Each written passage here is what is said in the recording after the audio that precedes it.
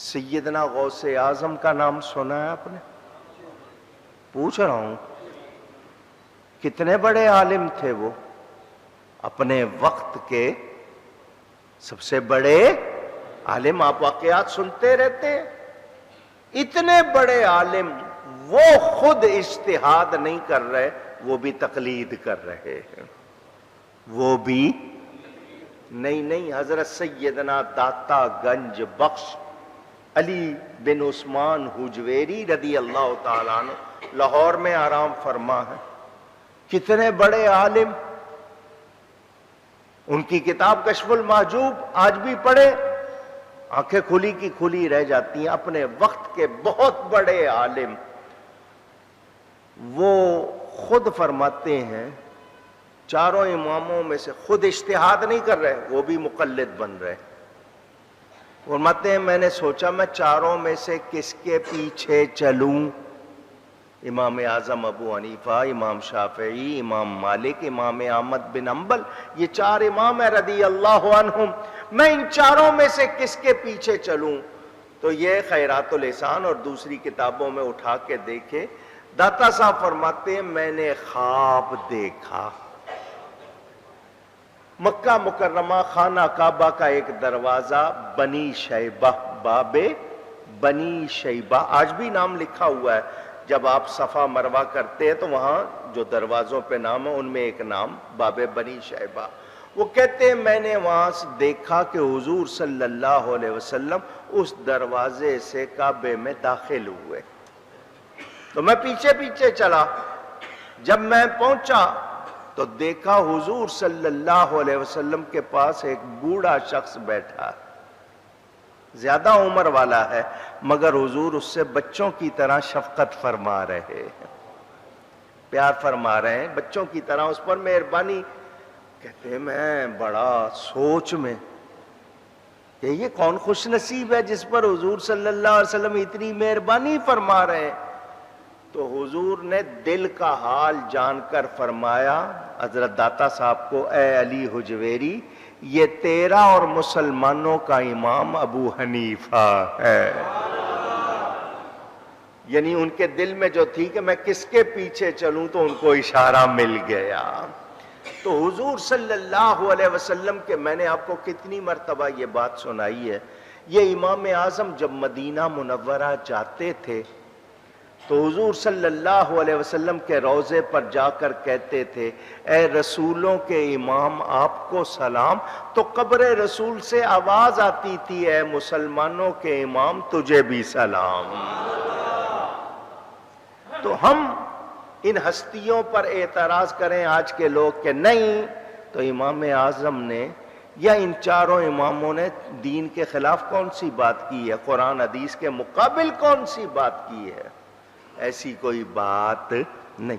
تو جو قیاس کرے قرآن کے مقابلے پہ یا حدیث کے مقابلے پہ وہ نہیں سنا جائے گا. ہاں اس کی روشنی میں ہی مسئلہ حل کیا جائے گا. ورنہ بھینس کا لفظ، گائے بیل تو آپ سنتے ہیں، بھینس آپ کے ہاں ہوتی ہے، دودھ پیتے ہیں آپ اس کا. ان سے کہا جائے کہ ذرا اس کا لفظ دکھاؤ کہیں، قرآن میں حدیث میں ذرا لفظ دکھاؤ، دکھا سکتے ہیں؟ تو پھر جی اسی تو قسم میں آئے گی. تو تم نے پھر کیا کیا، کیسے فیصلہ کیا؟ جب ان سے پوچھا جائے تو آئیں بائیں شائیں کرتے ہیں. تو ہم دین کو کھلونا نہیں سمجھتے، دین کے ساتھ کھیلا نہیں جا سکتا. ہم قرآن و سنت کے پابند. تو ہم یہ یاد رکھیں ہمارے ائمہ نے ہمیں محنت کر کے دی ہے، اس لیے ہم ان کی تقلید کرتے ہیں. اب امام اعظم کا ایک انداز آپ کو اور سنا دوں. ذکر آیا ان کا، مکہ مکرمہ گئے کعبہ میں تو لوگ وہاں پر چاروں طرف سے ان کو پتا چلا امام اعظم ابو حنیفہ ہیں. لوگ اٹھ کے کھڑے ہو گئے، سب نے بولنا شروع کر دیا کہ جی آپ نے کہا ہے کہ امام کے پیچھے فاتحہ نہ پڑھو، بس جب امام پڑھ لے تو آمین کہہ لو.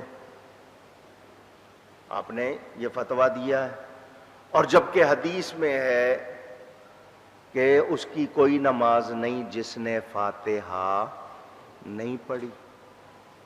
تو چاروں طرف سے لوگ بولنے لگ گئے. امام صاحب نے کہا اس طرح بات کرو گے تو کان پڑی آواز سمجھ نہیں آئے گی, سنائی نہیں دے گی, اتنا بول رہے. تم اپنے اندر ایک شخص کو جس کو سب سے زیادہ قابل اور ماہر سمجھو اس کو چن لو, تم سب کی طرف سے وہ بات کرے, اس کا بات کرنا تمہارا بات کرنا ہو. لوگوں نے کہا واقعی صحیح بات ہے, سارے بولیں گے تو کیا سمجھ آئے گا. انہوں نے اپنے درمیان ایک شخص چن لیا کہ یہ ہماری طرف سے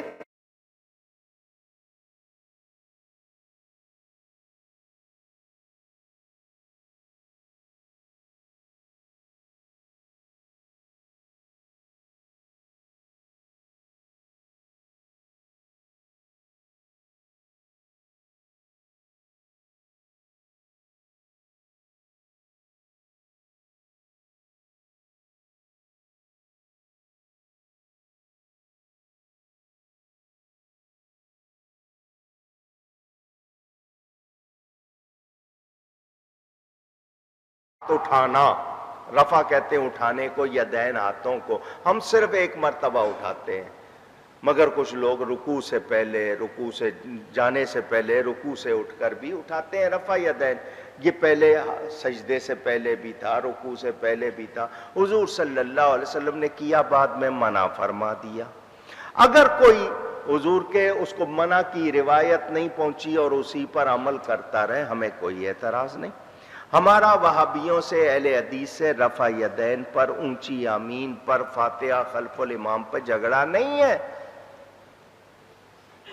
ہمارا جھگڑا ہے تو عقیدوں پر ہے, اصولی باتوں پر ہے.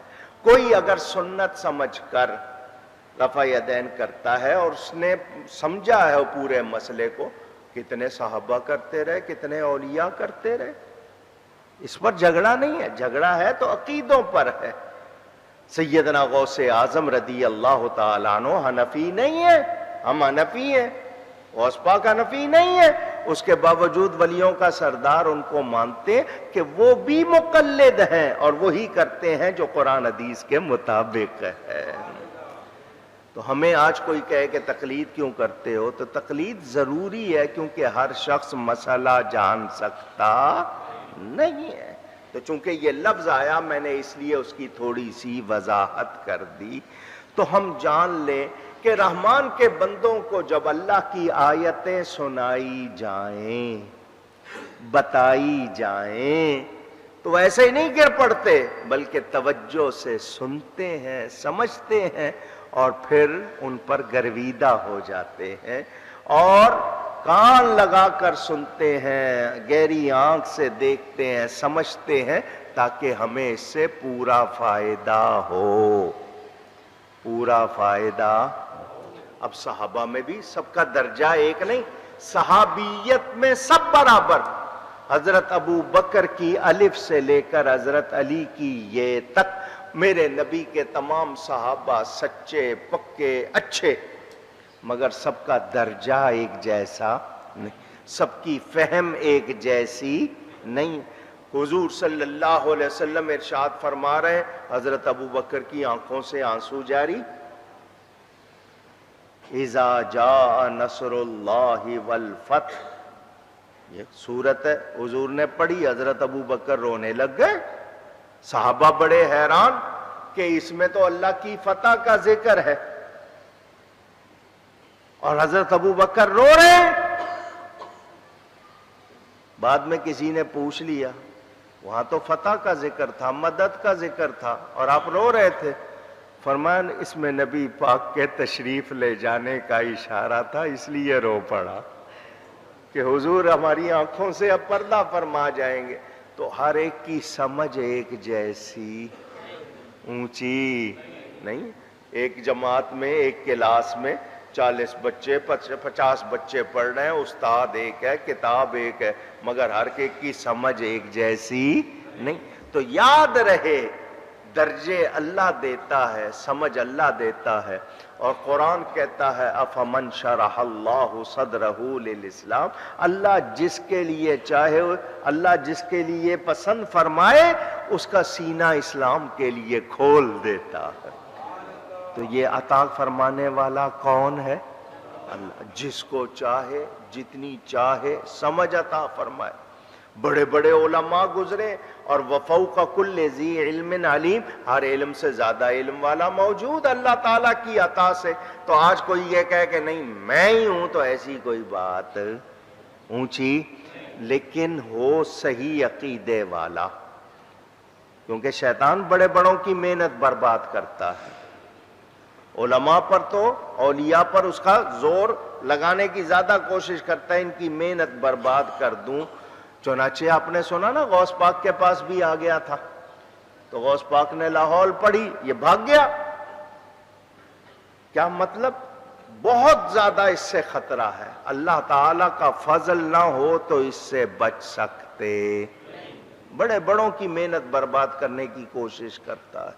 تو ہمیں سچوں کے ساتھ، اچھوں کے ساتھ، وَكُونُوا مَعَ الصَّادِقِينَ، سچوں کے ساتھ ہو جاؤ.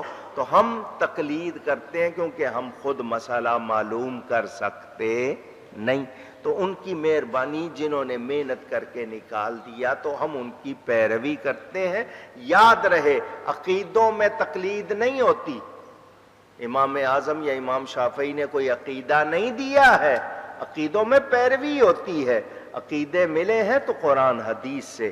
میں فروعی مسائل جن پر عمل کرنا ہوتا ہے، مسائل کی بات کر رہا ہوں، ان میں تقلید ہوتی ہے. عقیدوں میں اتباع کی جاتی ہے، تقلید نہیں ہوتی. اعلیٰ حضرت فاضل بریلوی کے نام